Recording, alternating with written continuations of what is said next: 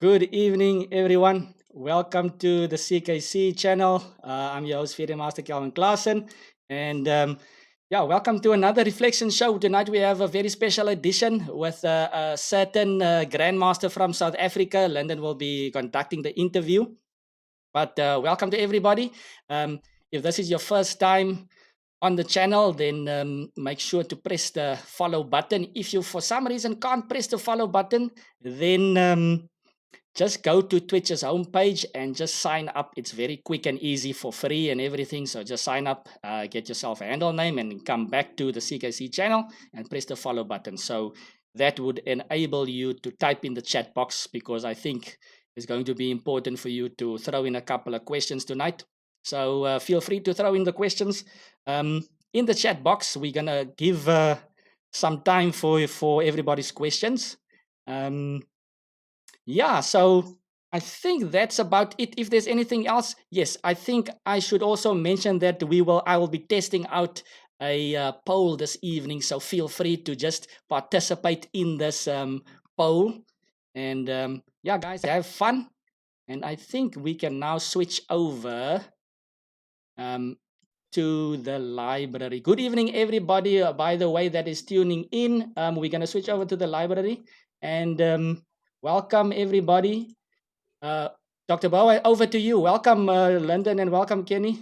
Bouah, over to you. Thank you very much, Calvin, and good evening, all the viewers tonight. We've got a very special guest tonight. We've got Grandmaster Kenny Solomon, who will be my guest tonight. Kenny, welcome to the show called The Reflections, that is hosted every Tuesday night here on the Calvin Klaassen Chess Channel. Welcome, Kenny. Thank you, Lyndon. Thank you for having me on your show. And hi there, Calvin. Thanks, man. Kenny, thank you. You now seated there in Venice, but we know that you are originally from Mitchell's Plain, Cape Town, and we're very glad that you had the opportunity to travel to Italy and play some chess and live there. But I want to reflect a bit on some of those early years. Kenny, in the early 1990s, when did you start playing chess? Okay, actually, started playing, you mean tournaments or play the... Just start to learn, How did it come about? Actually, it came about with my brothers, my elder brothers, yeah, with Maxwell, Aubrey, and Graham, and and not only them, but also the friends. The friends would come over to our home and play chess all night.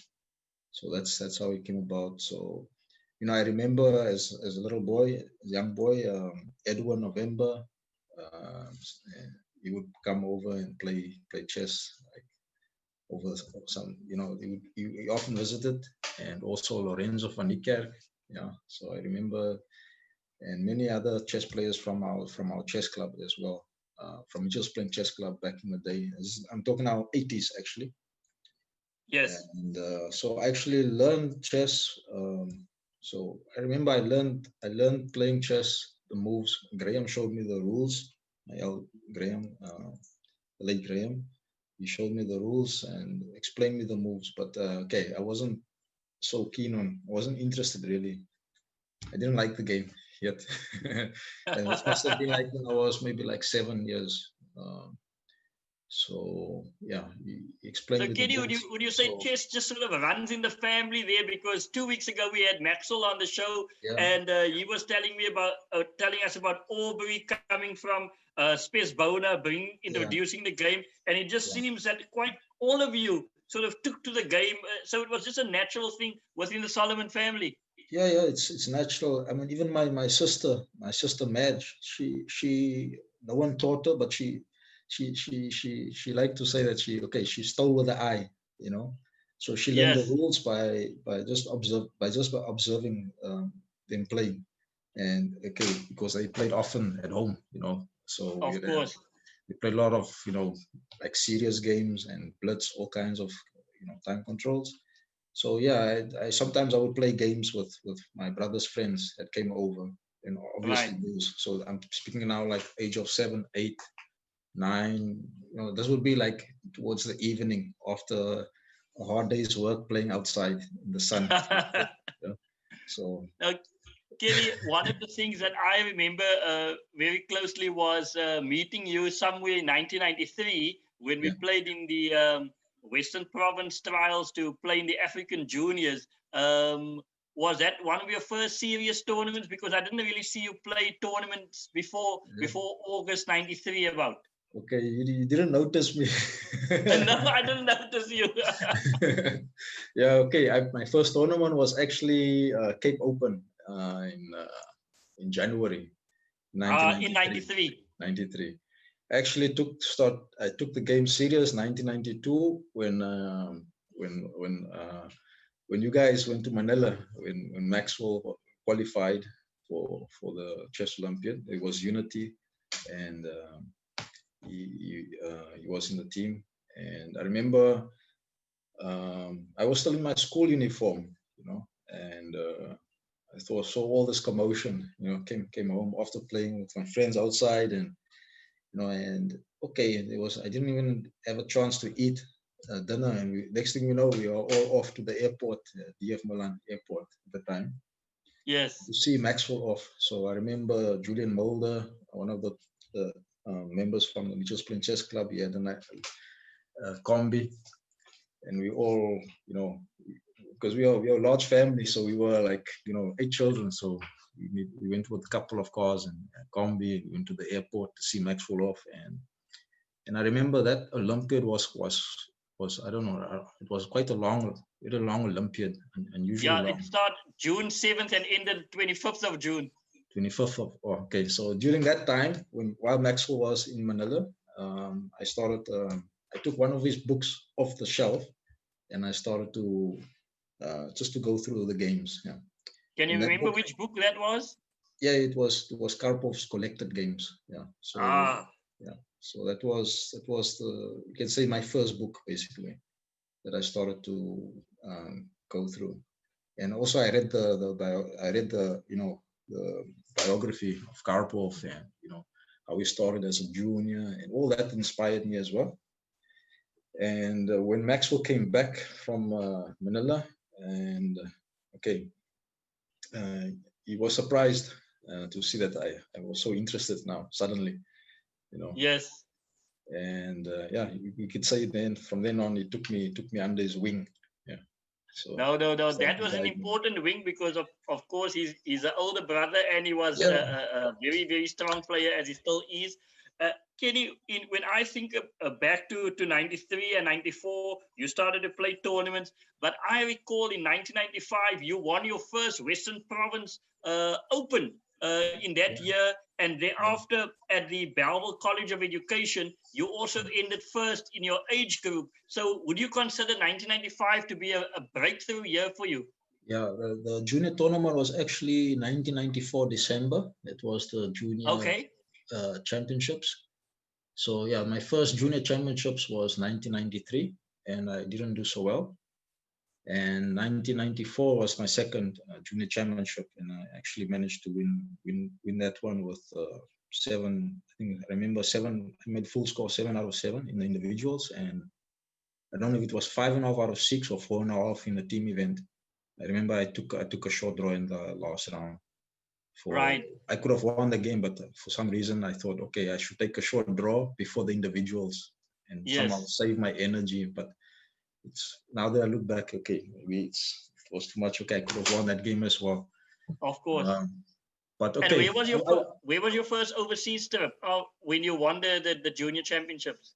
Okay, winning the junior championship in 1994, I actually qualified for the World Youth Under 16 Championships. Yeah, and that was to be in Brazil, 1995. Yeah, so that was my first overseas trip. And Irfan Hussein went to Brazil. Yeah, we went together to. It was myself, Irfan Hussein, Yuri Aronov, and what's his name from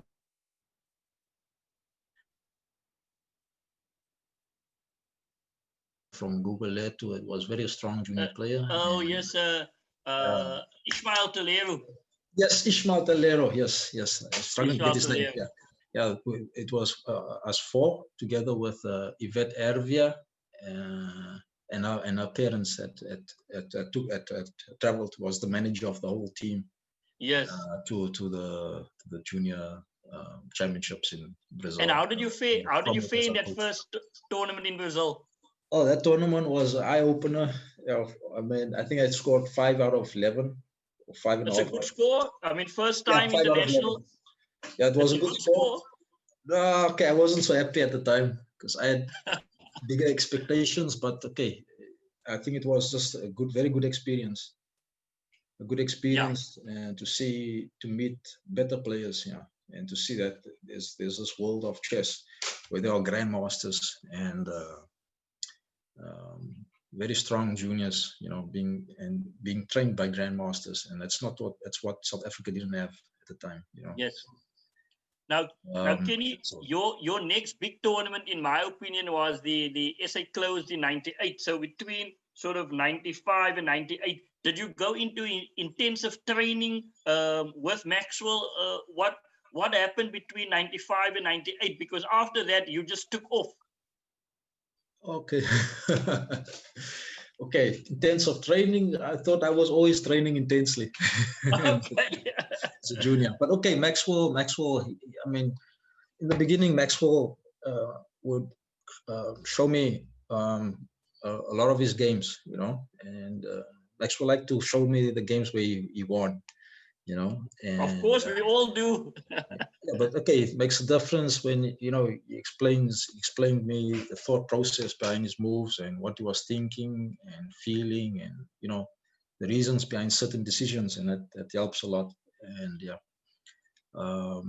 and most important, also giving me direction in terms of how to prepare, how to set goals, you know, and to achieve your goals. So, for example, if I take you back to 1993, my first junior championship didn't go well, and I drew my own conclusions as a junior, because I was actually quite working independently, you know, as a junior. Yes. So I drew the conclusions that I didn't adapt to the weather conditions, which was in Durban, and that's just an example. That's only one reason, and also I needed to brush up on openings, and I have to come back better prepared, you know, and try to improve on that in the next championship. For example, 1994, I wrote down my goals. Before, I never did write out my goals, you know, and that actually helped me, because, you know, you work, you know, you start to put everything in order, you know, be more systematic. And yeah, one of the things that I did was, for example, I knew, okay, the next championship would be in Pretoria, 1994, December. And I think, okay, maybe the weather conditions is different there, I thought. So what can I do to change? So I remember I was training, preparing in my room. Yeah. My brother's room, actually, because we were still sharing in the room. And yeah, it was still, you know, warm, you know, October, November. And I would even put the heater on and start training under warm conditions, you know. So in other words, to simulate. Yeah, to prepare myself psychologically for this event. And also I did a lot of I practiced quite a lot. You know, I limited the blitz games that I was playing, because I used to play a lot of 5-minute games. And because I noticed that you know, when you play blitz, the chess is different from classical. You know, the decisions you make, you become more impulsive, and you carry all these bad thinking habits into your classical. And I made quite a number of changes, and I managed to achieve my goal, and which was, okay, to play much better and also to win the championships. You know, so it's important to have goals. Not just like to say a goal, you want to win a tournament, but like creative goal, like what you want to achieve. Maybe I want to play well in the end game and work on that. Yes. You know, so I had all these kinds of goals, and also maybe, you know, to know that, okay, maybe you feel nervous in some positions, you try to. So I would read. Maybe I've read some book on what to do when you're nervous. You must breathe, something like that. You know. Okay. keep your breath and breathe, all those things. But as a junior, I did that, and it actually helped. So Maxwell actually helped me a lot in this to set goals and to to prepare yourself psychologically for a tournament, and it helped. Actually So managed Kenny, to. that's a lot of intensive training for a young man at that time. And now let's go to 1998, 99, because very important years, because now you play your first SA closed at Bruma Lake in Johannesburg. Yeah. Can tell us about that first SA close, because now Okay. you're playing Mark Rubery, you're Yeah. playing Charles de Villiers, you're playing Watuko Bese, all of the top players now, first time in the SA close. How did you feel? How did you prepare for that first SA close? Okay. Oh, it's a long time. Okay, I remember. Okay, first of all, I remember the essay close that Maxwell participated in. So I remember when they were also playing in 1996 at UWC, if I'm not mistaken, the essay close there. 94 at UWC, and then 95, and there was another SA close as well that Maxwell played in.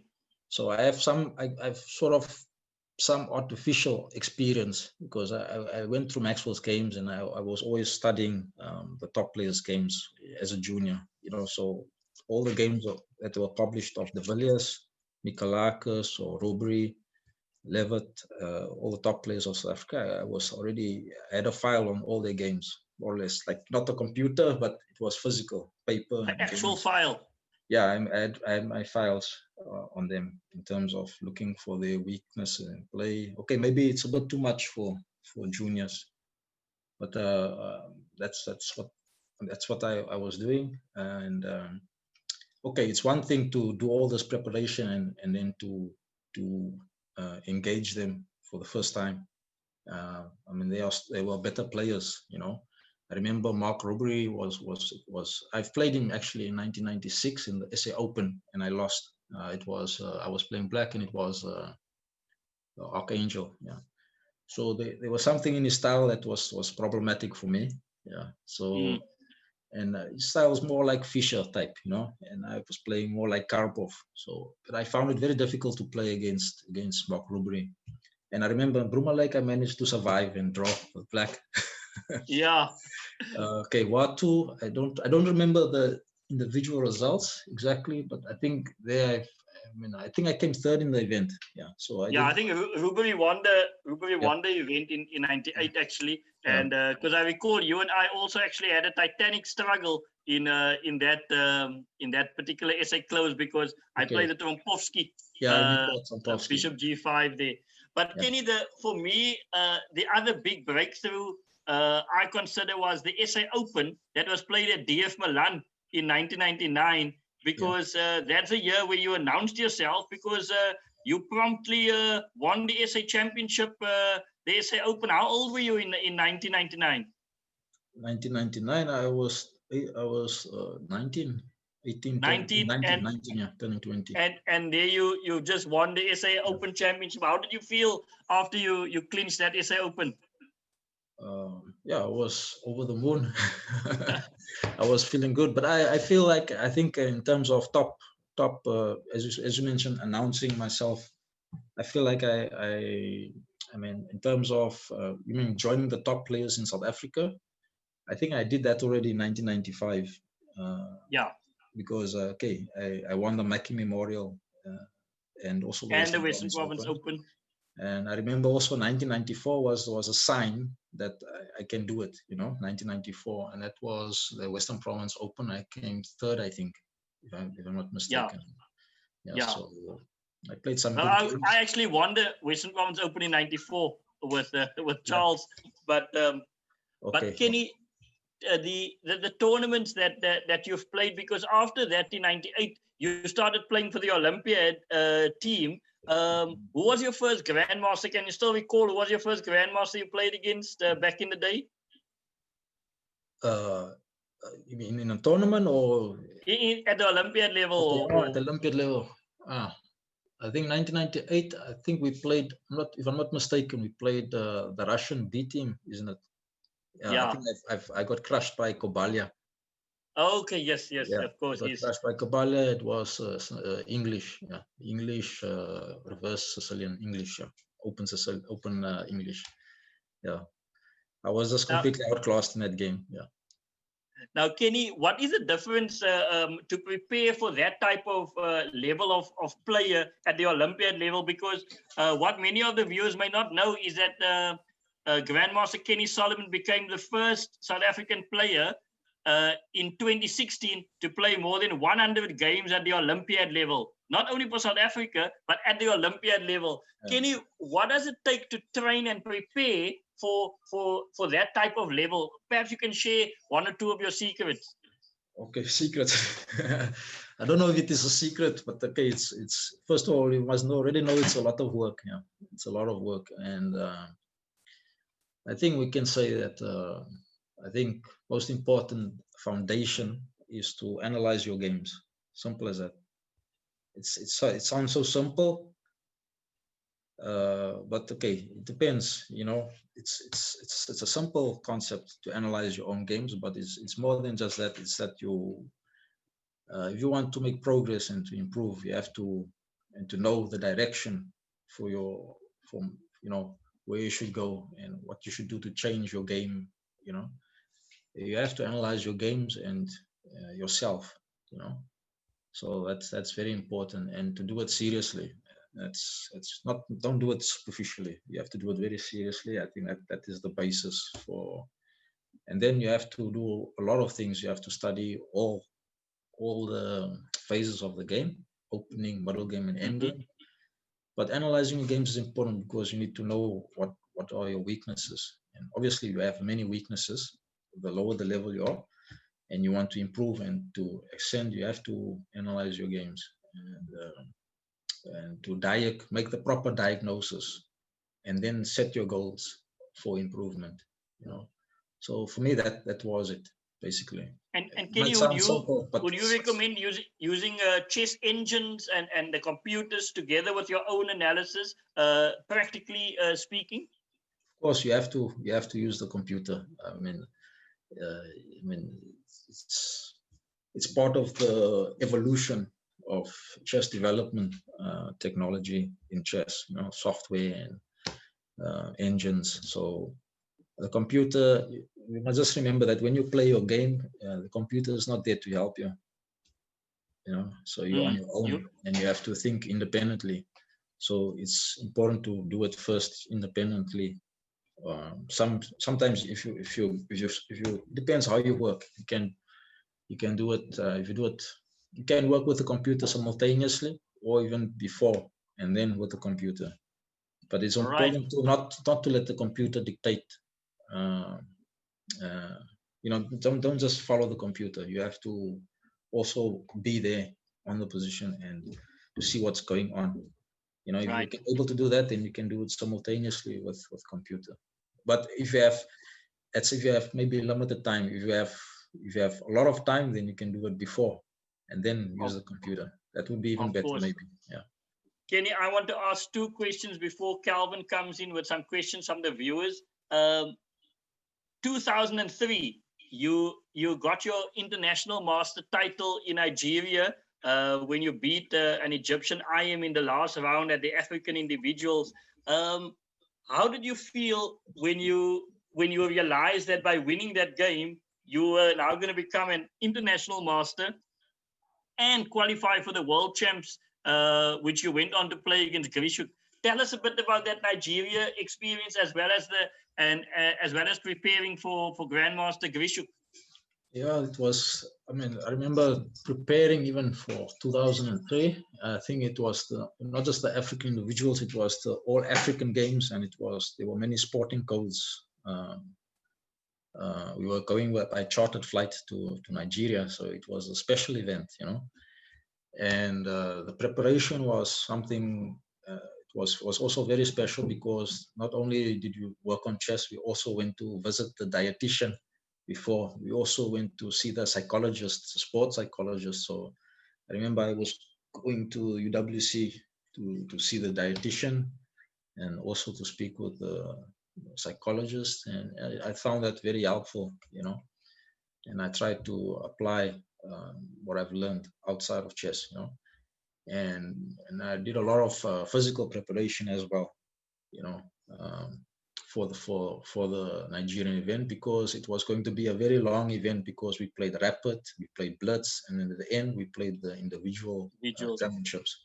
So I knew by the time we come by the individual championships, it's what matters is to have, maybe you have to have strong nerves and stamina Yeah. to maintain a decent level, and especially the last 3 rounds could be crucial. So I worked this out before the event, and my strategy was to not to give my best in the blitz, rapid, or team event, because my main goal was to win the individuals, which I didn't do, obviously.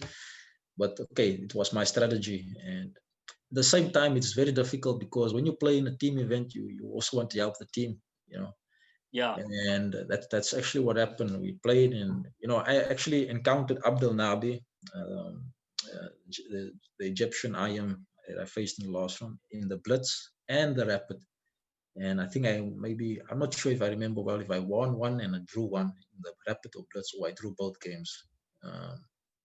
Or I drew, I think, yeah, and we already had our battle before the individual game, so Yes.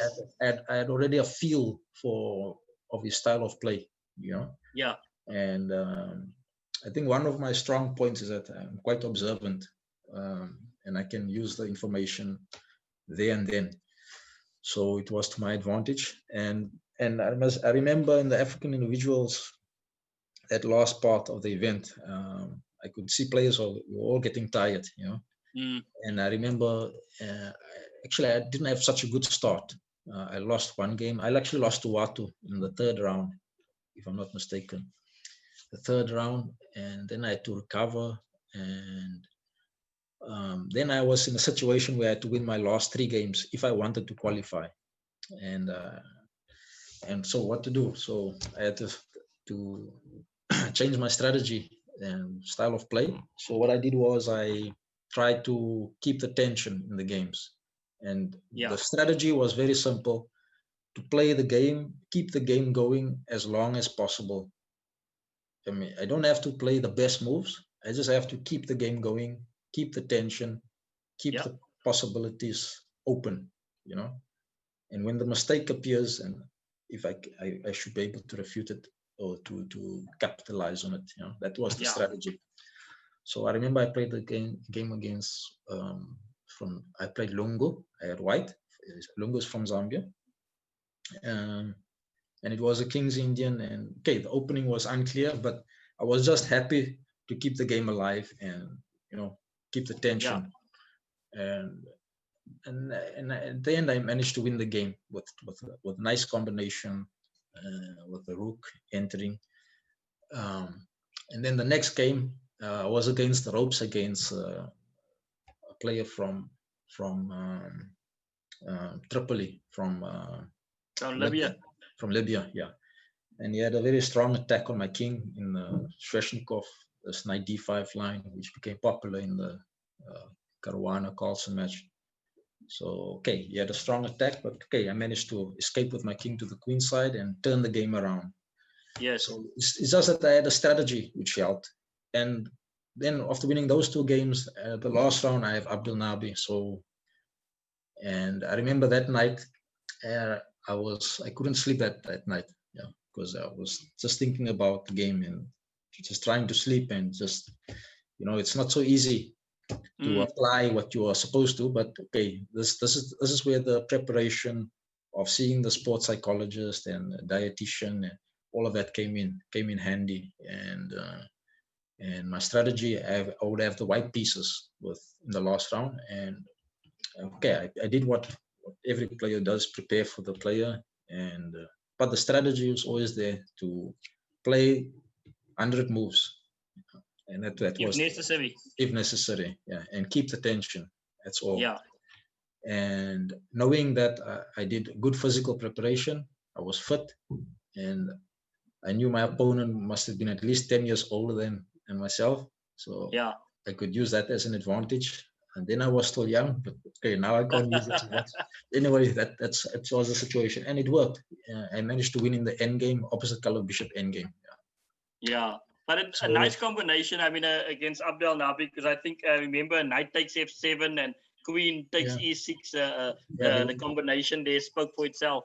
And then we went into an end game, but I messed it up a little bit because I didn't have pure technique to finish him off, and it ended when you don't have that pure technique, or then the game can take longer. But it was part of the strategy, Yeah. And it went to a long end game, and I managed to grind it out, and I managed to win the game. And after winning that game, I was thrilled. I was so happy. Of course. I was. I don't know how to express it. Yeah. So full of joy. It was a great game and a fantastic feeling on that side. Now, Kenny, I'm gonna let Calvin ask 5 or 6 questions from the chat box. And then I'm going to come back with my own questions, because remember, we're still going to get to the Olympiad of 2012 with a double norm and all of those things. So, Calvin, over to you for some questions from the chat box.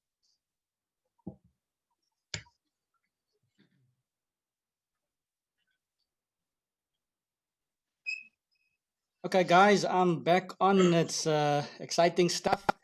I just want to get to the chat box over here. See, where's my first question? Thanks to all the new followers, by the way. And please feel free to still throw in your questions, guys, before there's no time left. So let's see. First question, where are you? Let me just make sure I don't skip anybody.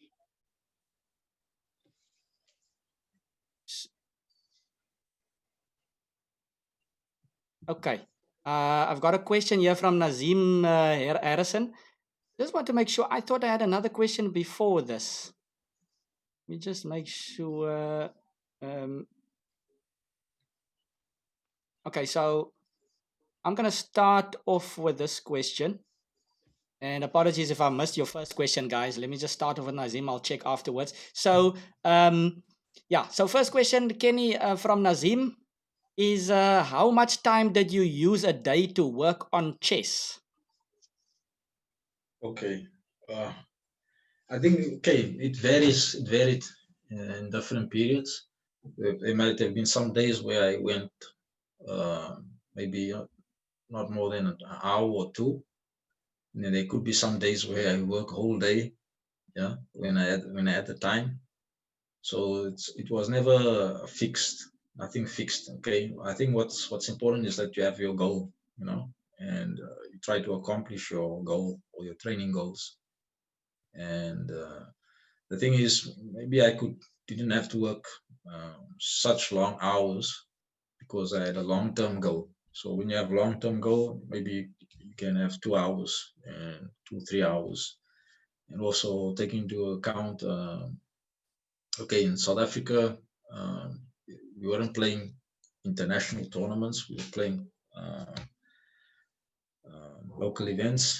So, and when I was, it depends in which period as well, because when I was in school, I didn't have that much time, Okay.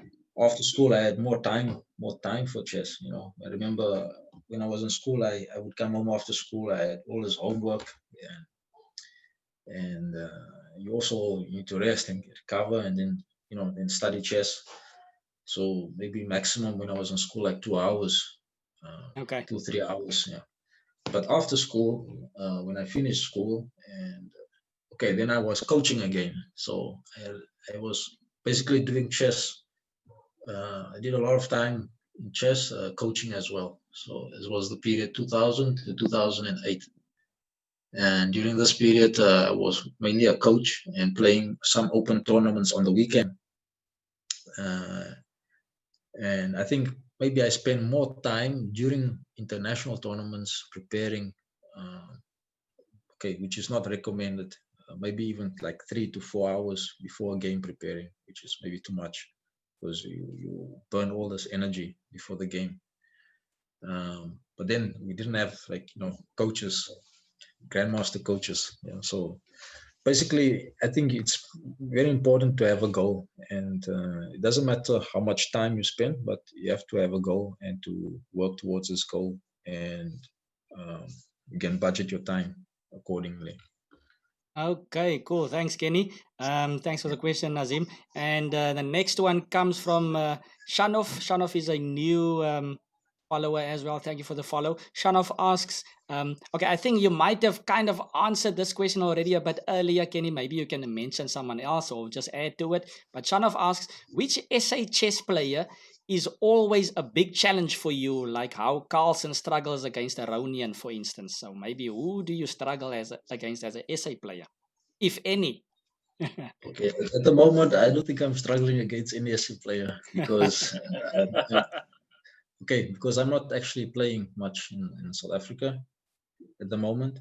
I can obviously speak about days when I was in South Africa, you know. Yeah. So I mean, I think when I moved to Italy in 2011.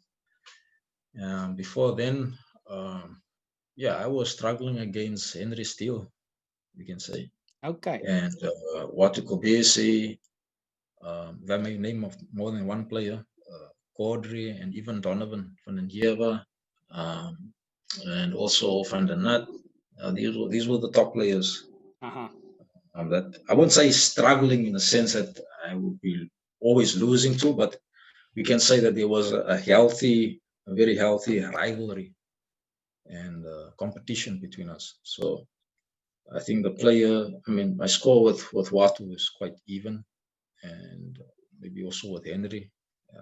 So I don't think I've like struggled, but okay, it's more or less rivalry, at the time. So Yeah. I Okay. hope I answered the question. Yeah. All right. Now, interesting stuff. I think I maybe heard you earlier mention Mark Rubery as maybe struggling a bit. Maybe because you were young Yeah, that time. I definitely struggled. I struggled. Yeah, that would be a good example. I actually struggled against Mark Rubery in when I was still, I would say, developing. Yeah.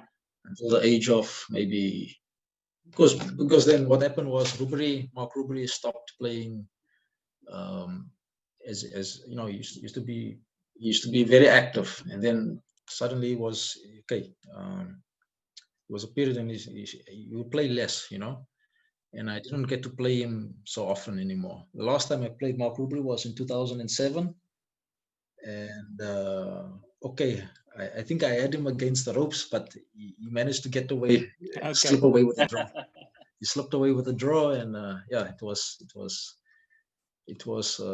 I think if I may mention the style, maybe it's better to put it this way: the Yes.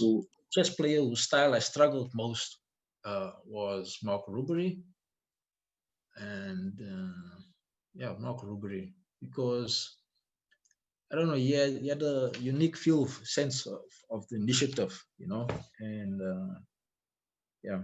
So okay, but this was when I was more like a junior, Yeah. He had a interesting style of play, which I found very difficult. I found him very difficult to play with. Um, my teens, yeah. Okay. All right. Thanks, Yeah. Kenny. That was interesting stuff. So let's see. Next question from Boom Shaka Shaka. Boom Shaka asks, GM Kenny, what was your favorite chess game you ever played? Oh, my favorite chess game. Oh, okay. I don't know. I've got a lot of good games, I think. Usually, I like games where I torture my opponents,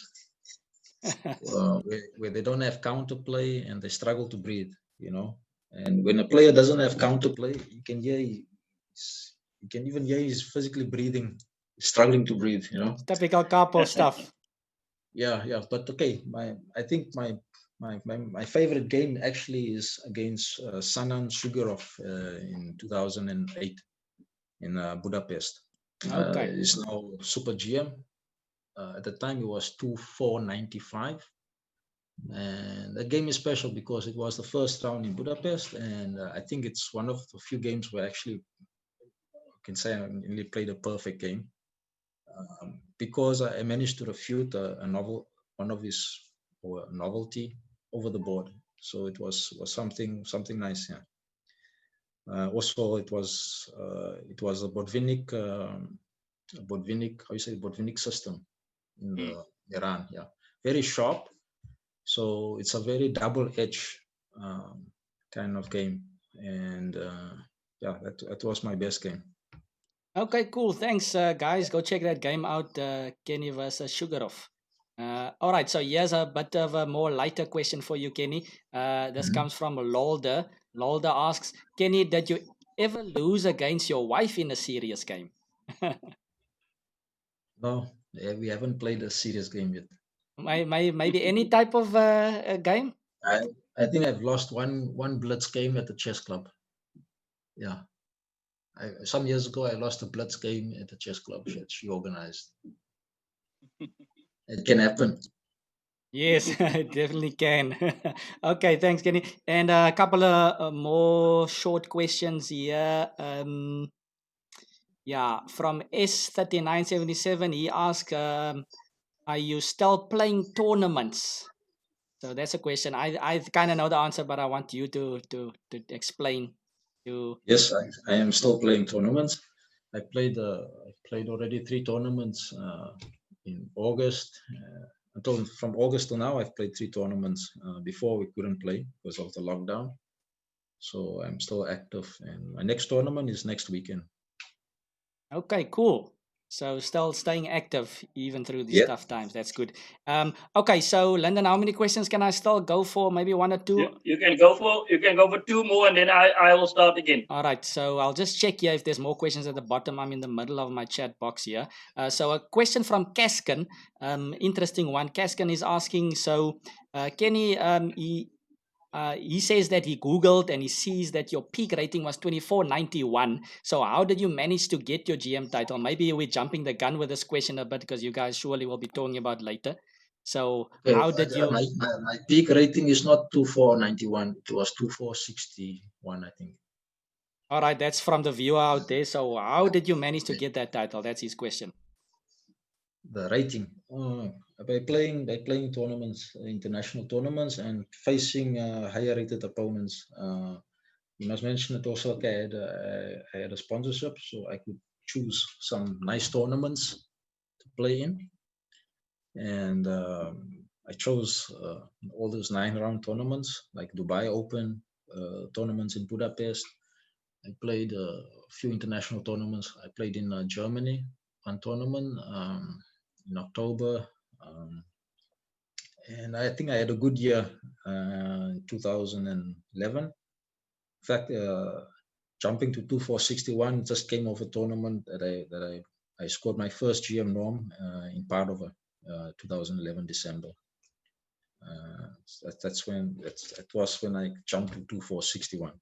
All right, Kenny, but I think they want to know how you got your GM title, but maybe you guys are going to talk about that later. Yeah, So we'll come to that on I later. think Calvin. you guys must just stick around, and I think you're going to hear a lot more of what happened there with that question. Okay, thanks, Kenny. And then... Okay, I understood you. You meant how I got the rating. No, he said, how did you get your title? So we're going to get to that title. part. Okay, that part we'll get to. Yeah, we'll get to that one. Just hang on, guys. And then maybe just a last 2 short questions, just very short. So the one is one from Kaskin as well, is asking, what was your rating when you were 15? Interesting question. Okay, thanks for that question. Okay, when I was 15, I don't know, maybe I probably didn't have a rating, international rating, or I might have been two already. I don't know, but okay, when I was junior, I didn't care about rating at all. Because okay, I had a very short, I won't say junior.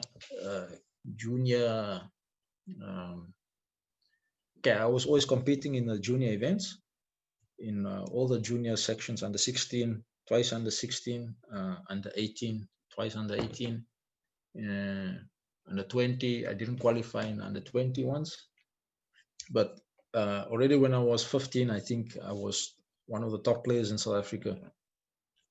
But I wasn't really following the rating. For me, it wasn't important the rating. What was more important was trying to win the tournament, the open tournaments in South Africa. So I don't remember actually what my rating could have been in 2000. No, when I was 15. Maybe I might have been, I don't know. Probably 2000, probably 2000 strength already, because you were winning tournaments against senior players. Yeah, at least. Yeah, but I wasn't. To be honest, I wasn't following the rating Yeah. when I was a junior. Yeah, it came later. Actually, the first time when I played my Olympiad, it was 1998. I had 1998. I had a rating of 2215, and at the Olympiad in 1998, I was okay. I won't say I was 2-4 strength or 2-3 strength or anything, but I had some good results with some 2400 rated players with a rating of 22. So I understood as a junior, players were very concerned about the rating, and my brother Maxwell told me, don't worry about the rating. It's important you focus on playing well, and if you win a tournament, what does it matter the rating? So Okay. But nowadays rating is important because international, it's important. But when you're a junior, you shouldn't think about rating too much. All right. You shouldn't be thinking about making draws. You should be thinking about playing out all your games to the maximum. And this is the advice my brother, my late brother Graham gave me. That junior, he gave me this one advice: don't ever take a short draw. Just play. Because you're a junior, don't take draws. Just play. You're junior. Otherwise, you're not going to learn. Yeah. So I had that. I think I had a good attitude. For as a junior, don't take draws. Play long games. Always go for the kill. And don't worry about the rating. In fact, I don't know when how does it work when you start out with the rating in South Africa. Nowadays might have been different than in my time. So Okay, thanks, Kenny. Yeah, so maybe a tip for the viewers out there: don't focus too much on the rating. Focus on improving first. That's, I think, some good tips we're getting here, guys. So maybe just a last question here, very short as well. And before I ask the question, just a nice statement here from BJM145. He says, "I remember your brilliant results in 1995 at Mackie and Cape of Good Hope tournaments, where as a complete youngster you scored 7 out of 7 and 6.5 out of 7 in double exclamation. In particular, your brilliant win against the established senior player Charles de Villiers." So BJM seems to recall some good tournaments there. It's true. I want some. All right, thanks BJM for that. And I remember. Can I make a comment? Yeah, sure, of course. Yeah, I remember shortly before the Mackie Memorial and also the Western Province Open, I was studying Maxwell actually went to photocopy some chess material on the night of variation. So when he brought it home, I quickly studied it, and I managed to use it in the Mackie Memorial against Charles that line. Okay. So I learned the English attack for white, and it's a nice game. It was a nice game. Okay, cool. Interesting stuff. And then last question here from me is coming from Earl. Earl is asking, so I guess you can rate it in or classify this game that you're going to select however you want to. But Earl is asking, what was your funniest chess game? Is something that was entertaining for you, or funniest moment, or what was your funniest chess game, Kenny? Oh, my funniest chess game.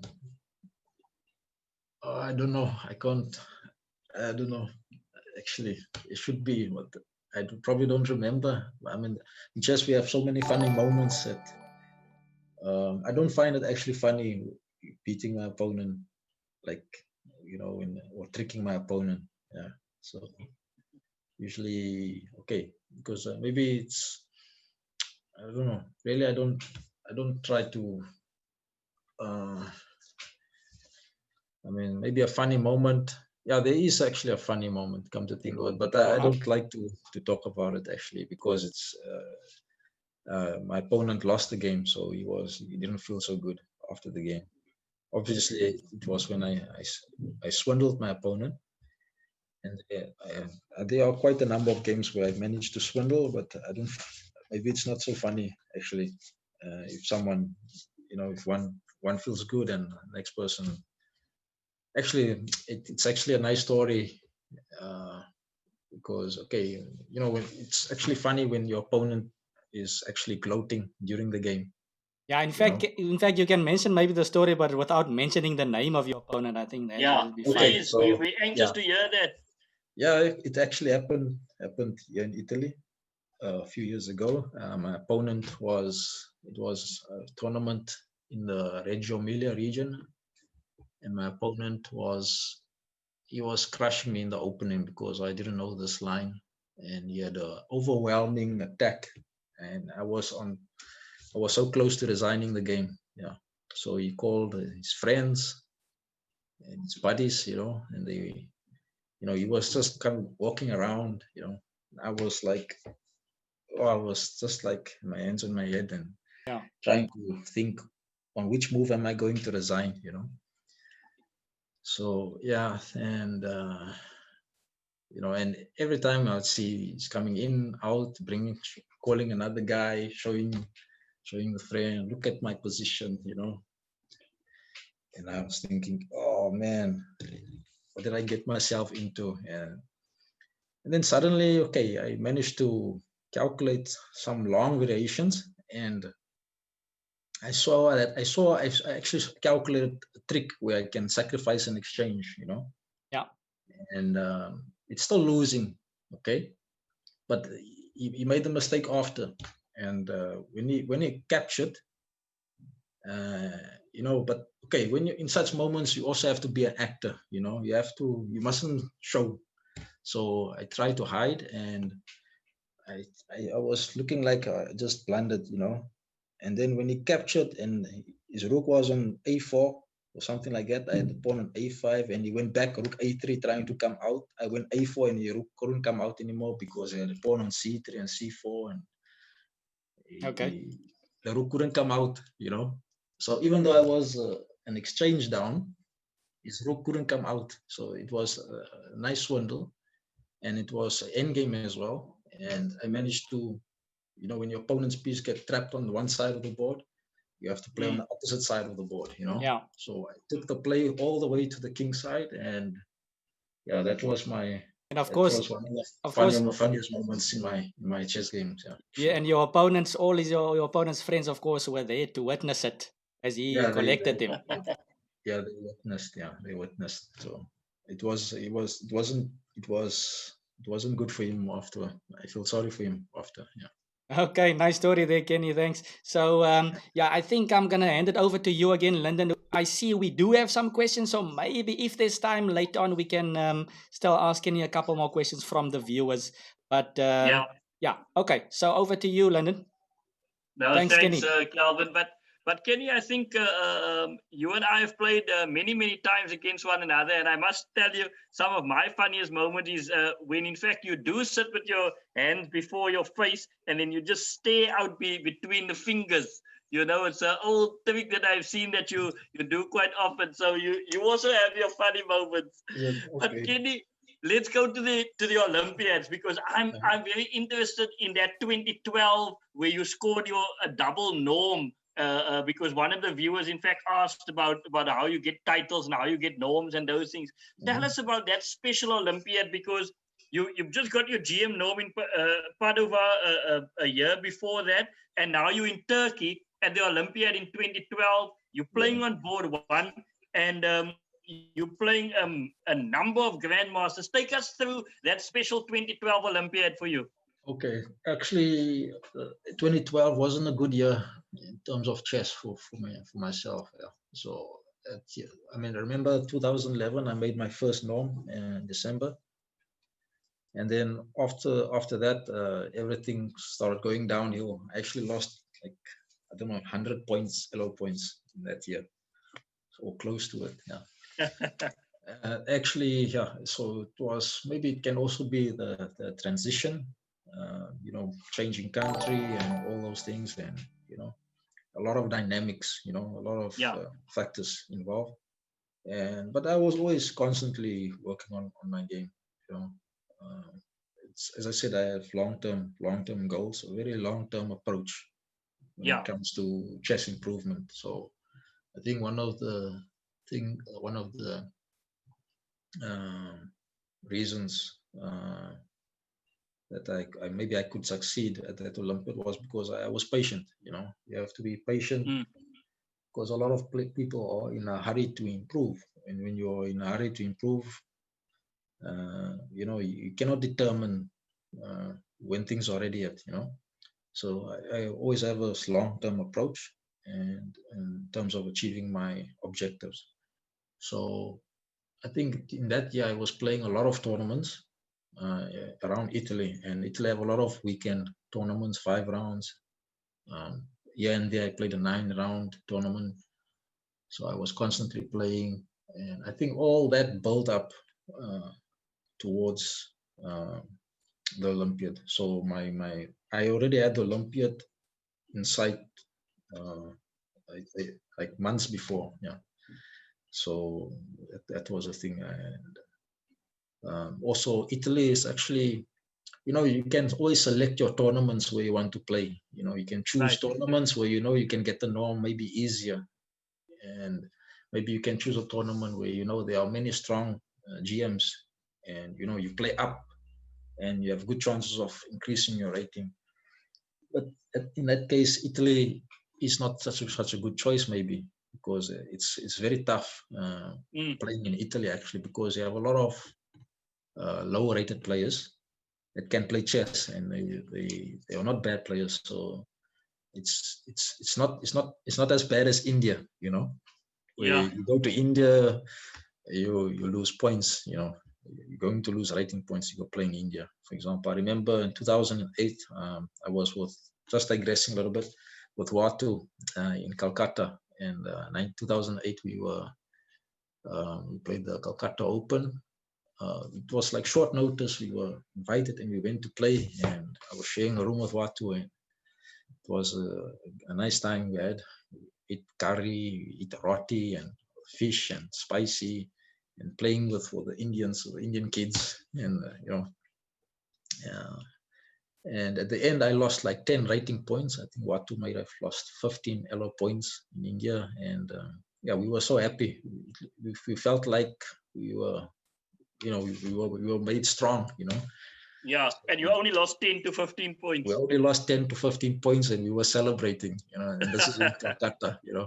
So in Italy, it's a lot of 2100 rated players can take a point off a 2500 rated player. Yeah, of 24. course. They can score these upsets, and they are tough.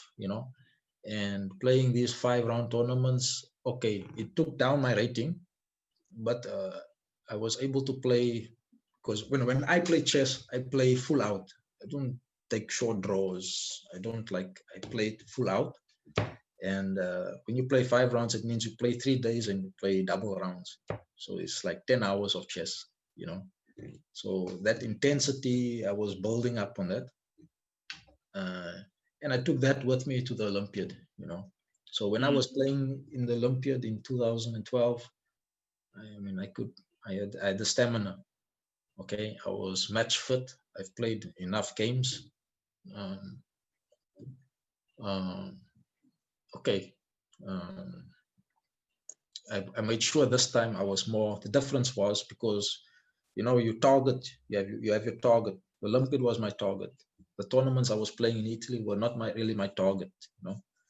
So I was building towards the Olympiad, Part of and the build up. yeah, so I was preparing, and at the Olympiad I could, and you play only one game a day. For me, it was a treat. Mm. And to prepare also, because when you play double rounds, you don't have time to prepare. But I tried to squeeze in little prep here and there, 10 minutes, 20 minutes preparing, but it's tough. So I took a very difficult pathway towards the 2012 Olympiad. And I saw it. My approach was I saw this as training. Yeah, so that was all training, and yeah, I lost a lot of rating points, but it was worth it, you know. Yeah. So the Olympiad I scored a double no. I remember before the Olympiad I played I played a 5-round tournament in Spilimbergo, and then I made sure I relaxed 10 days and did no chess for 10 days. And then I just went to the Olympiad and I played. Yeah. So that was my plan. Now, Kenny, when you got to the Olympiad, you had prepared by playing those weekend tournaments in all around Italy. How many grandmasters did you play against in 2012? Because I just want to get the viewers to understand what the double no means. Because at the Olympiad, I think I've played. I don't remember exactly. I think I've played a lot of GMs actually from round 2 onwards. I think you played 9. You get exposed. Well, you know, 9 GMs, 3 wins, 3 losses, 3 draws, something like that. But I mean, you scored a number of good wins against South American grandmasters as well in that 2012 tournament. Yeah. I think my first game I won was against Zhang Zong with black. Yeah, and I wasn't actually expecting to win. I was just trying to stay solid and play well. That's all. And he overreached, and I managed to capitalize on the mistakes he made. And it was so surprising when I won that game. I mean, I completely didn't expect it. I thought maybe I can draw, you know, because yes. Of black. What was his surname? Zhang Zong. Zhang Zong. Yes, of course. His GM, 2-6 GM. Yeah. So I was just thinking, okay, I play black. I have to respect my opponent and play solidly. When he played E4, I win E5. You know. Yeah. He tried to surprise me with the sideline. But I was prepared for that line because I remember I studied it before. Yes. I was confident, you know. Yeah. And I was just playing chess, yeah. And then after I won that game, I don't remember who I played. Then I was drawing 2 games in a row, I think. I drew to Dragon Solak. I had white. I didn't have a great opening. He's from Turkey, no? Solak. Yeah. Yeah, and it was quite a long game, but in the end, he offered a draw because his position was a little bit more uncomfortable. And who am I not to accept? You know, I accepted the draw, and also for the team. And then I also drew to a Brazilian GM Vescovi. I had white again. Again, but I was defending in that game. I was actually in trouble. He had an initiative, an annoying slight edge initiative, but I was very sharp. I felt very sharp and fresh, you know. Yeah. And that's what I didn't have throughout the whole year of 2012. I was playing constantly, you know. Yes. But before the Olympiad, I took some rest, you know, like for the first time, and I could feel.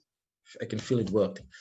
So yeah, I drew, and then I lost to Pelletier, and that was a bit annoying for me because he's a GM from Switzerland, man. From Switzerland, yeah. Because I actually missed the win in that game. I played so well in that game, and to miss the win in time trouble. We were both in time trouble, but he played. He handled the time trouble situation better, and I took note that that's a situation where I need to improve. And for example, this is for the viewers. And luckily also after that game there was the rest day, or if I'm not mistaken, there was the rest day, and I rested, and then I was also sitting out and coming in 2 games, like 2 days. I had a 2-day gap to recover.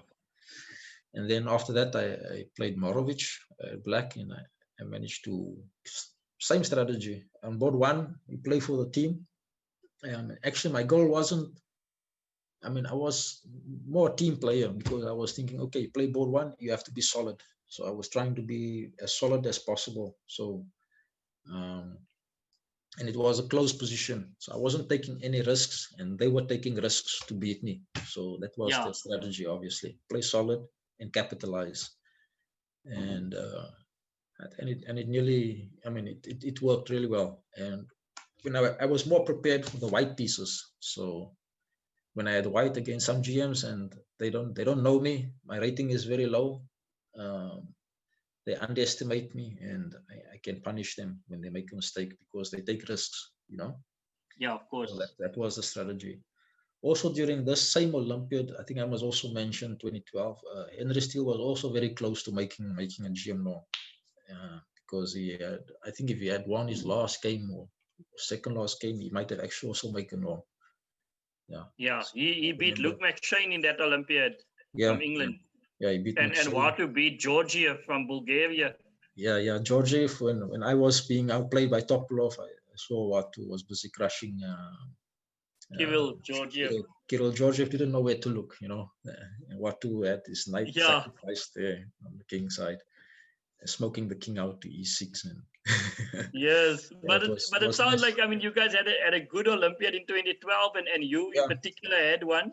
One of the reasons, sorry to cut you off there, but no, one of the main reasons also is because of the very good team spirit we had between Watu, Mabusela, and Henry and myself.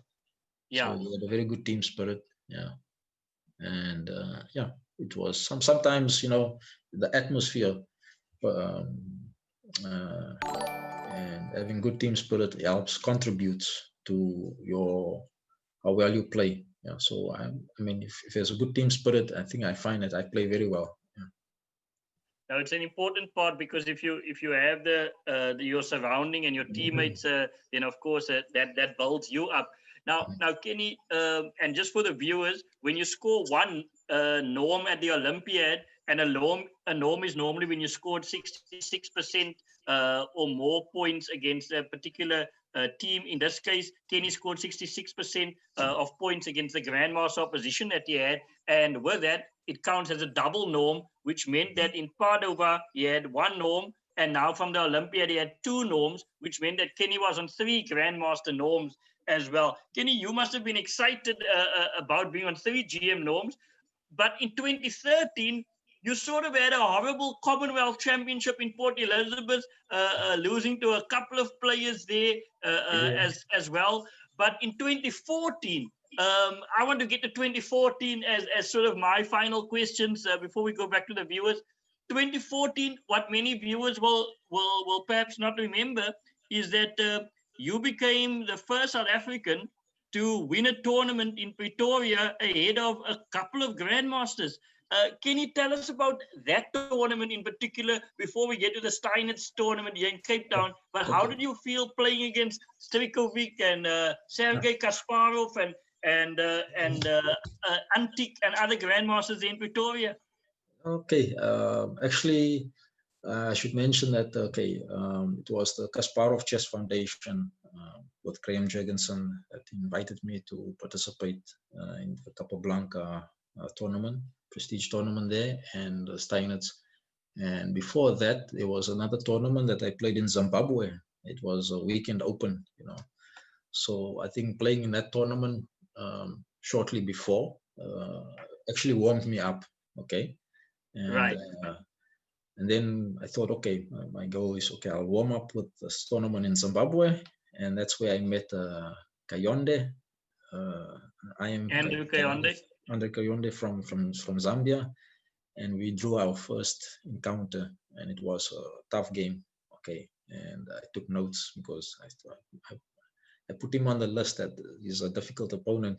And I have to quickly figure out what is his weakness, and I was able to spot where he was at the time. He's obviously improved a lot since then, but at the time I had that experience, you know, and I could learn. So the first round in the Capablanca, I played Kanyonde, and I managed to win because I took notes in Zimbabwe on these games. And then there were 3 other GMs. There was Strikovic, there was Kasparov, Sergei Kasparov, and Antic. And Murshid from Bangladesh. Yeah. That's right. So, and a couple of local players, Watu Kobese and Van der Nat, in the Capablanca Memorial. Actually, I started quite badly In the second round, I lost to Van der Nat. I completely misplayed the opening, but he played well and he managed to bring home the point. Okay, and then I had to recover, because it's also a very important thing is to recover after a loss. And it can be a problem for a lot of chess players to recover after a loss. And what I normally do after I lose a game is I analyze the game and try to immediately, quickly understand why I lost this game, and not wait till after the tournament to make corrections. I have to do it now, quickly. Okay. So a lot of players, they like to just shrug it off and say, no, don't think about it and move on. No, I don't move on. I have to deal with that situation. It's a crisis that took place in this tournament. Maybe I can fix it now. So I managed to look at it, and that loss did me a favor, actually. So sometimes when you lose a game, it can be early in the tournament. You can learn immediately from it. Don't wait until after the tournament. Have a look at it and try to understand why, where, and why, and then take it with you in the next. It can also be your mindset in that moment. That took you there or here. What influenced you to take this decision? Take it to the next game, and you play better. And with that, that's actually what helped me also to to excel in the remaining games. So I played really well. I think in the remaining games, the first game I've played, the first GM I beat was, okay, I drew with Murshid at black. I think that's a good result. I was international master at the time. And I thought, okay, with the Grandmaster's 2400, or, he didn't have such a high rating, but for me, it was a Grandmaster. Very experienced. Yeah, very experienced. Grandmaster. I have to respect him, and with black, if I can hold him and draw, it's a good result. Okay. Yeah. I don't need to complicate. Okay. And then with white, I played Sergei Kasparov. I actually prepared like 2-3 hours before the game for the system that he plays. I spent a lot of time preparing for him, because he plays one opening, so 1 or 2 openings, so it was easy to prepare. So I can get my preparation. So I got part of it in, and the rest was a matter of technique, you can say. Usually when the player has many variations, maybe it's not worthwhile preparing so more than an hour or 2, so but if one player's got one system, you can easily be targeted, and that's what happened. And winning that game gave me a lot of confidence, so it's all building up, so from one experience to the next. That's actually what took place. And then that game gave me confidence, from losing to Van der Nat, learning, having the right attitude, drawing, recovering with Murshid, beating Kasparov, gaining the confidence. And then I had a tremendous game with Antic. I nearly won this game. It was just at the time trouble. The time trouble. I had a winning position, but I spoiled it in the time trouble. Okay, I didn't allow it to upset me too much, and I continued with my good results. I played Koto and Emojong, and I had some good results I won with black. Yeah. And in the last round, when I was facing, I think in the last round, it wasn't so clear who would win a tournament between Kayonde or myself, because I saw that he's a good player, and he was playing Makoto, and Makoto held him to a draw. Yeah. And I was playing Strikovic. So even if I lose this game, I win the tournament. So, but I had a dream position against Strikovic, clear advantage. It's like a type of position where you have space and your opponent doesn't have counterplay. That's my type of position. But then when I look up my shoulder, I saw Garry Kasparov, and then I was overwhelmed. I could feel the energy, and then I wasn't able to concentrate anymore. And then, move by move, Strikovic started to outplay me. Come back. I came back, and I started to drift, and lost the thread of the position, and I lost the game. but it's still good experience, and that's actually how I won the tournament. Yeah. And you won the tournament. But well done, Kenny. I mean, it's a result, a fantastic result for you and as for South Africa to come ahead of the three grandmasters. Then, Kenny, I want to jump to December 2014. You're now playing in the African Championship in Windhoek in Namibia, and you get the title, and you get the norm, and you win the championship. How did you feel when you won the African individual championship in 2014? Yeah, I was very happy, but at the same time, I wasn't, I was a little bit disappointed that I didn't get the norm, because it wasn't clear. I mean, I won the championship, and I was happy because I was overjoyed, because it's a championship I've tried to win on many occasions, and there I succeeded.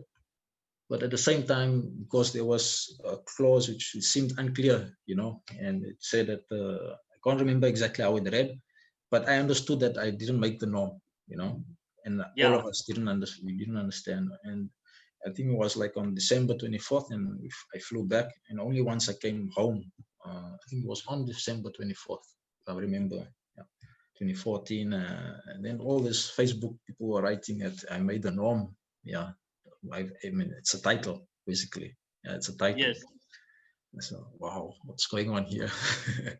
So yeah, I was very happy. Yeah, very happy, of course. Yeah, overjoyed. No, but Kenny, but well done to that, because I mean, not only were you the South African champion in those years, in the 2000s as well, when you won the close and the SA Open, but then of course you went on to win the Continental Championship as well, and with that your Grandmaster title and South Africa's first Grandmaster. Yeah. So it's definitely I mean, it's something for us to be very proud of with all of those achievements.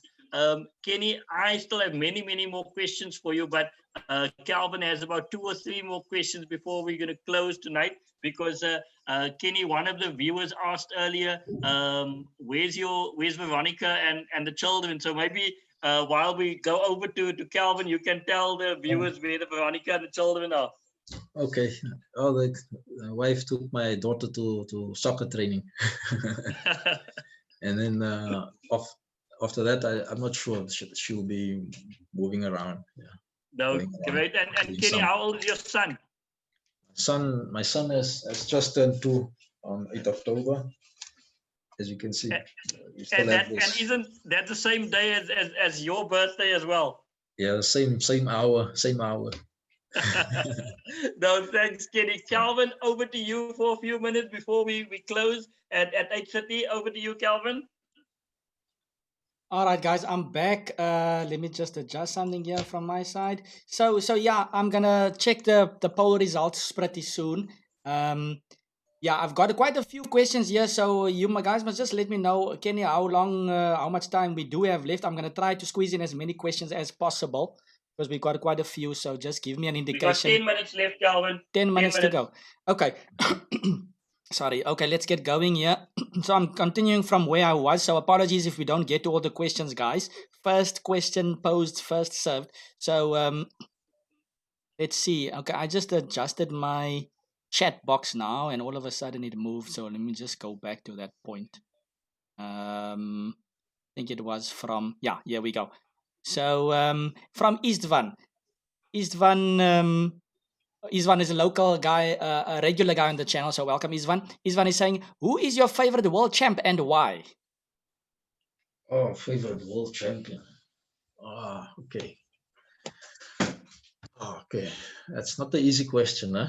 So Kenny, I'm gonna ask you to maybe keep the answers to a relative shortness if we're gonna squeeze in a couple questions for everybody. I see. Thanks. Okay, I see. Thanks. Okay, no explanations. I say Gary Kasparov. Okay, cool. Interesting one over there. I'm sure you have quite a few to pick, but thanks for that one. I have a reason for that, but okay. There can be various reasons for various world champions, but I picked Gary Kasparov because of his books and the impact he's made for chess development. Yeah. Okay, cool. Thanks, Kenny. Next one from Lolda. Lolda is asking here, Kenny, what is your opinion on Lila compared to normal engines? Okay, Lila. Okay, I think everybody knows also that it's not everyone, but okay, those who use engines, it's more creative, you can say, or close to more human-like. You know, it likes to explore the unexplored type of positions. It doesn't look for good or the best, objectively best way. I think it sets us more for unexplored paths, more interesting play. Yeah. Okay, cool. Thank you. Here comes a question from BJM. BJM asks, you have been GM for more than 5 years now. Why have there been no top SA players becoming GMs? I don't know. I think it depends on also on how often they get to compete outside of South Africa in international events. And those who have been competing in international events, I mean, it's not so easy actually. There are many dynamics, and you need to play constantly. You need to have a trainer. Um, yeah, there are so many challenges, and even if you have the opportunity to compete internationally, you're under pressure because you know it's like a rare opportunity, you know. So it can be, you know, you put a lot of pressure on yourself when you have the opportunity, which is few opportunities with the support that you're getting. Um, I think it can be that the top players are putting a lot of pressure on themselves because there are some players that maybe play or they may be expecting too much in a short space of time. And to become Grandmaster, you actually need a longer set period of preparation and experience, gaining the experience. And I remember when I was trying to become Grandmaster and I had a sponsor, I thought I could do it in 1 year, but I was obviously wrong. Okay, thanks, Kenny. So, yeah, uh, interesting stuff. And I think, okay, guys, I'm just looking towards the other direction here, you'll notice, because I think I'm going to give you guys a last minute to vote in the poll. The poll's question was, can South Africa produce another Grandmaster in the next 5 years? So I'll just give you guys a last half a minute to vote, and then I'm going to go check the results and let you guys know. So let's see. Next question from Sean Wallenberg. Welcome, Sean. And just something funny here from Skanda. Skanda in the chat mentioned here, and Skanda is a 13-year-old boy from India, by the way, Kenny. He played on my channel the other day. He said, from today onwards, I will not offer draws. Thanks for the comment, Skanda. And then from Sean Wallenberg. Yeah. Can I make a comment? Yeah, of If you don't make any draws, then you have hope. Aha. Then There you you have have hope it. to go even further. Yeah. Yeah, thanks, Kenny. And from Sean Wallenberg, greetings, GM Kenny Solomon. Nice to hear your story. Brilliant achievements! Exclamation. Tell us a bit more about your family life. How many children are they keen to play? How is life in Venice? Okay. Venice is treating me well. Uh, I'm married and we have three children. I have two girls and my youngest is a boy. And yeah, family life it's uh, beautiful because okay, I get to be part of their experiences as well. So I support them. I support their activities, and yeah, it's lovely. Mhm. Okay, thanks, Kenny. Yeah, I'm just checking now for final questions here. I've did stop the poll now. I'm gonna go check the results just now. And thanks to JFM for hosting the stream as well, by the way, and welcome everybody, all the new followers. Let's just see here. Kenny Wallenberg says, salute, General Kenny Solomon. I hope you're well. Good to see you. Looking good and confident, and as always, very humble champion. Thanks, Kenny, for your comments over there. Thank you so much, KW. Okay, I'm just doing a final check here. Let's check. Going through it.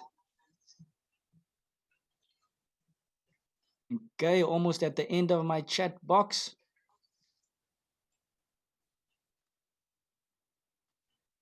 Some more nice comments. Apologies, guys, if I missed your question, but I think we're getting close to the show in any event. JFM Chess says, and all the, he had to leave. He says, and all the best wishes and prayers to GM Kenny Solomon and South African Chess. Thank you very much. I think JFM is from USA. Thanks so much. Thank you. Let's see. What's the last scan here, guys?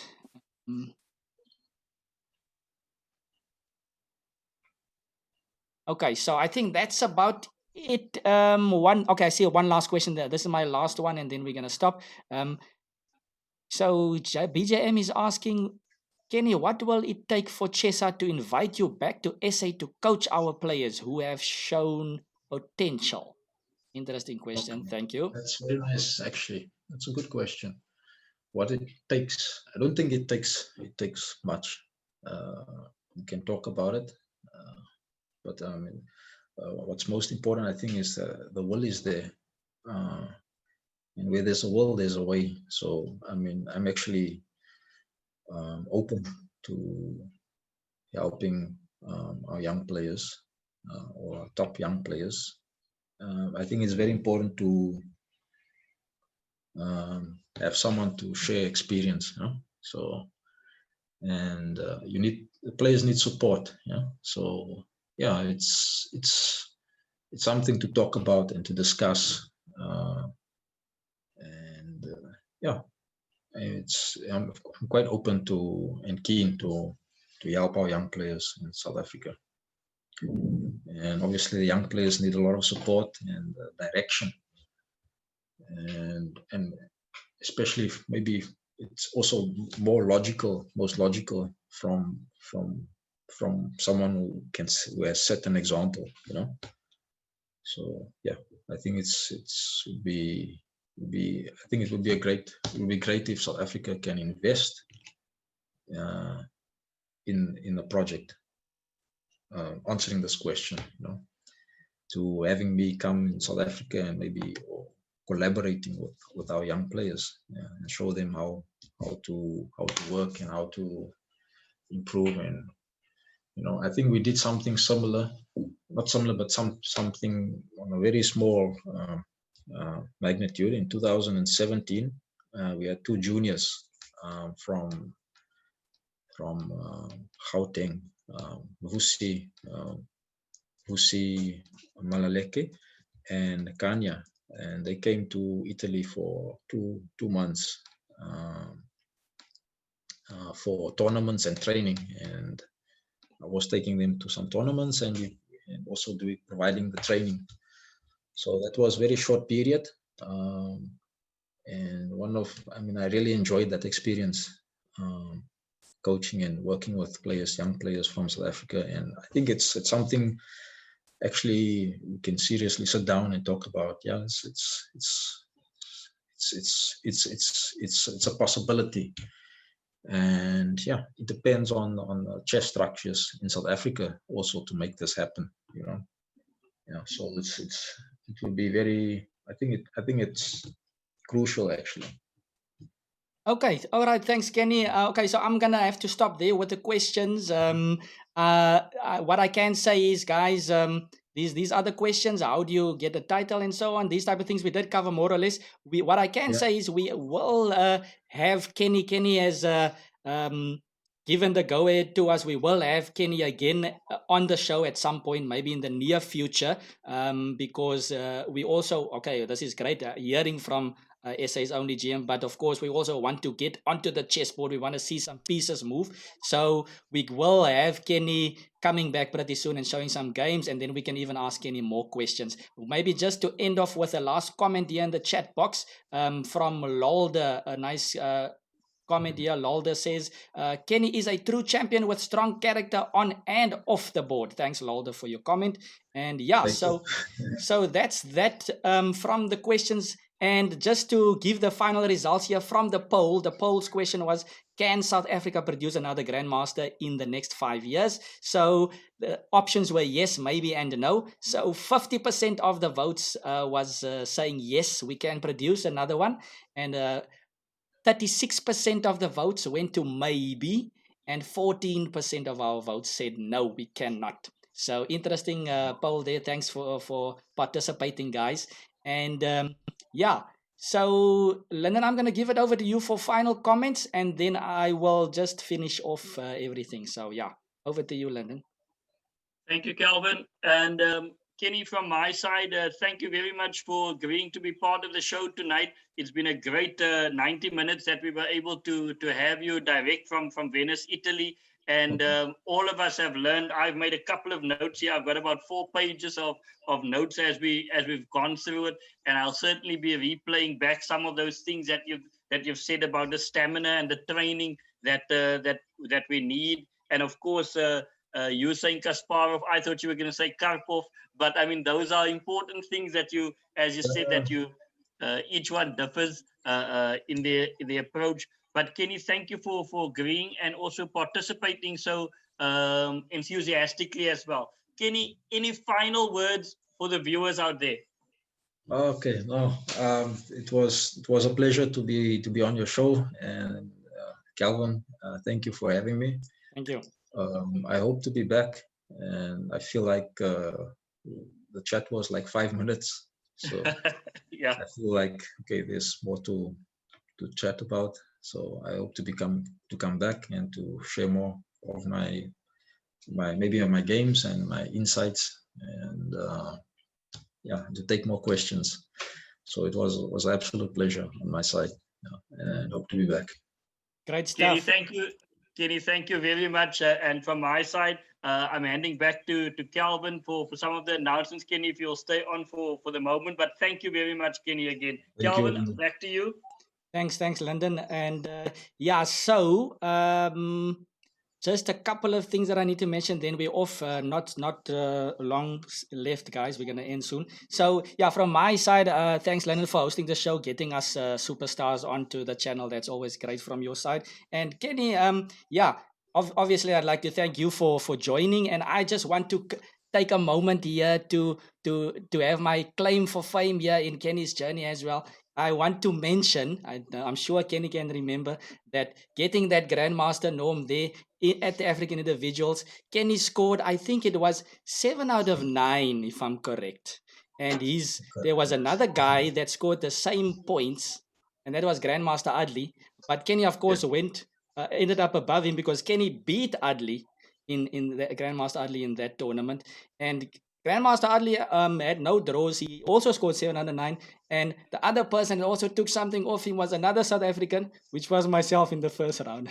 so myself and Kenny had to take the 2 points from Adley. And of course, Kenny got the GM title there. And I was actually very happy to be part of history, just to witness it happen. So well done to Kenny and all of his achievements. And it's fantastic to have you on the show. May I ever make a comment? Of course. I don't think Adley likes Western Province players. so yeah, thanks so much, Kenny. It's been very nice having you on the show. The viewers are still throwing stuff here, but we're gonna have to make it for another occasion. And thanks to everybody for following. And yeah, so guys, just before we switch off, I want to ask something from London. But just before that, tomorrow evening, we have another special show. We've advertised it in the chat box. It is called the Paradigm Chess 30. It's a new brilliant variant created by Lorenzo Van Niekerk and Craig Wallenberg. We actually played a social event already in that one. It's exciting stuff. You don't want to miss out. Tomorrow evening, 7 p.m. on the CKC channel. And then, who do we have next week, Lyndon? Who's on the show next week? Calvin, thanks. Next week we go a bit up into our neighboring countries, and we're going to have candidate Master Paul Kupotia from Malawi that will be sharing us some of the insights about chess in Malawi, and he's playing for the Olympiad team and chess in South Africa, where he's been part of for the last 12 to 13 years. Fantastic. So we're going to have Paul talking about his experiences in Malawi and chess, of course. So looking forward to that. So yeah, once again, just to the viewers, thank you for the questions. Thank you for participating. Thank you for following. Thanks to Grandmaster Kenny Solomon. Thanks to Dr.Bouah. And yeah, thanks from my side, guys. Enjoy the rest of your evening. Thanks, Calvin. Have a nice one, Cheers. guys. See Thank you. you. Cheers, Thank you. everybody. Thank you. Cheers, Cheers. cheers. Bye. Bye bye. Kenny, thanks a lot for participating.